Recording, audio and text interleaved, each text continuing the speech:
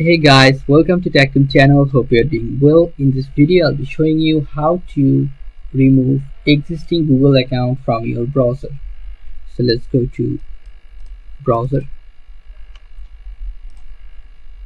Then you can see here Gmail option. Click on this Gmail.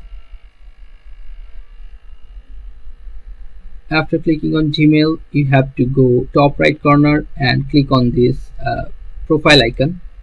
Then you will see your existing account for this browser. So if you want to sign out all of your browser or remove, just click on this sign out all accounts.